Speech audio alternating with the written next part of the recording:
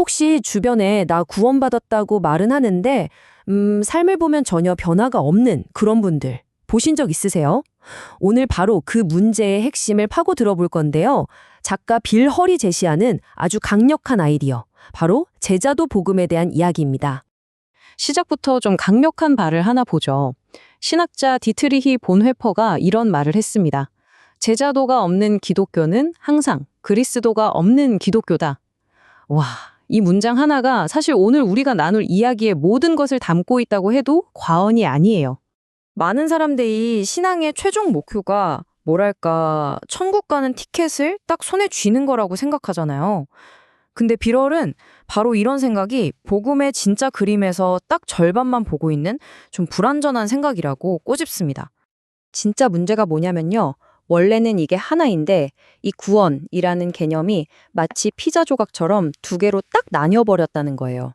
한쪽에는 회심, 그리고 다른 한쪽에는 제자도. 이 둘이 완전히 다른 이야기, 별개의 것이 되어버린 거죠. 아니, 도대체 어쩌다가 그리스도를 따르는 제자의 삶이 신앙의 필수가 아니라 해도 그만, 안 해도 그만인 선택 과목처럼 되어버렸을까요? 이 분리? 대체 어디서부터 잘못된 걸까요? 필 헐이 철학자 댈러스 윌러드와 대화를 나누다가 여기서 아주 중요한 실마리를 찾았다고 해요. 그 대화를 통해서 깨달은 거죠. 아, 우리가 이 문제에 접근하는 첫 단추부터가 완전히 잘못 끼워져 있었구나 하고요. 윌러드의 지적은 이거였습니다. 우리는 무의식적으로 머릿속에 세 개의 상자를 가지고 있다는 거예요. 자, 첫 번째 상자는 복음, 즉 우리가 믿는 내용이죠. 그리고 두 번째 상자는 제자, 우리가 어떤 사람이 되어야 하는가. 마지막 세 번째는 계획, 그러니까 제자를 만들기 위한 구체적인 방법입니다. 그런데 진짜 문제는 제자도에 대한 이야기의 98%가 첫 번째 상자를 그냥 건너뛰고 두 번째나 세 번째 상자에서 시작한다는 겁니다. 도대체 진정한 제자는 어떤 모습일까? 또는 제자 훈련을 위한 최고의 계획은 뭘까? 이런 논의에만 막 집중하는 거죠. 하지만 댈러스 윌러드가 강조했던 핵심은 바로 이거였습니다. 당신이 믿는 복음이 당신이 만들어낼 제자를 결정한다. 와, 정말 중요한 말이죠. 그러니까 어떤 복음으로 시작하느냐가 결과적으로 어떤 제자가 될지를 결정한다는 뜻입니다. 시작이 모든 것이죠. 그렇다면 제대로 된 복음이 만들어내는 제자는 과연 어떤 모습일까요? 자, 복음 자체를 본격적으로 살펴보기 전에 우리가 도달해야 할 목표, 이 제자가 뭔지부터 명확하게 짚고 넘어가시죠. 이게 무슨 교내 안에서만 거룩하게 사는 그런 추상적인 얘기가 절대 아닙니다. 여러분이 배관공이든 선장님이든 트럭 운전사든 부모든 바로 여러분의 그 치열한 삶의 현장에서 만약 그리스도라면 지금 어떻게 하셨을까를 끊임없이 배우고 살아내는 사람을 의미하는 겁니다. 자, 그럼 이제 가장 중요하다고 했던 바로 그 첫 번째 상자, 복음으로 돌아가 보겠습니다. 빌 헐이 말하는 제자도 복음은요, 마치 한편의 멋진 교향곡처럼 세 개의 파트가 아주 완벽한 하모니를 이루고 있습니다. 그 첫 번째 파트는 바로 복음의 선포입니다. 이건 하나님이 그리스도를 통해 우리를 위해 무슨 일을 하셨는지에 대한 바꿀 수 없는 역사적인 사실 그 자체예요. 바로 이게 우리가 듣는 그 놀라운 기쁜 소식의 내용인 거죠. 그런데요, 이 선포를 그냥 듣기만 하는 걸로는 부족합니다.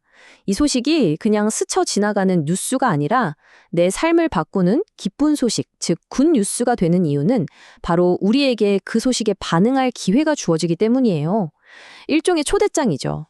그리고 어떻게 반응해야 하는지에 대한 최고의 모델은 예수님이 직접 보여주셨습니다. 그건 바로 회개하고 믿고 그리고 따르는 것입니다. 여기서 중요한 건 이 세 가지가 뷔페 음식이 아니라는 거예요. 골라 담는 게 아니라 하나의 세트 메뉴처럼 결코 분리될 수가 없는 하나의 행동입니다. 그리고 마지막 세 번째 파트입니다. 우리가 이 복음에 제대로 반응할 때 정말 상상도 못할 혜택들을 누리게 됩니다. 단순히 죽어서 천국에 가는 것, 그거 말고요. 바로 지금 이 땅을 살아가는 동안 죄의 용서와 하나님과의 화해, 그리고 완전히 새로운 삶을 실시간으로 경험하게 되는 거죠. 자, 이렇게 선포와 반응, 그리고 혜택이라는 세 조각이 하나로 딱 맞춰질 때 우리는 정말 중요한 사실을 깨닫게 됩니다. 예수님을 따르는 제자도는 구원받은 후에 추가로 듣는 선택 과목이 아니라 구원이라는 패키지 안에 원래부터 포함된 핵심 부품이라는 사실을요. 그렇다면 이 완전한 복음을 믿고 살아가는 삶의 최종 목적지는 어디일까요? 이 문장이 그 방향을 정확히 가리키고 있습니다. 바로 우리의 시선이 나 자신에게서부터 다른 사람들에게로 옮겨지는 것. 그것이 바로 최종 목적지입니다. 진짜 제자의 목표는 더 이상 나의 구원, 나의 영적 성장, 여기에만 머물러 있는 게 아닙니다. 이제는 다른 사람들을 위한 사람이 되어서 내가 발 딛고 사는 바로 이 동네, 내 일터, 그리고 내가 만나는 모든 관계 속에서 선한 영향력을 흘려보내는 삶을 사는 거죠.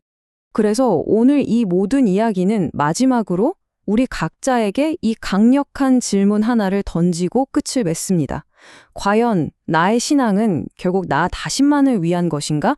아니면 다른 사람들을 위한 것인가? 여러분은 이 질문에 어떻게 답하시겠어요?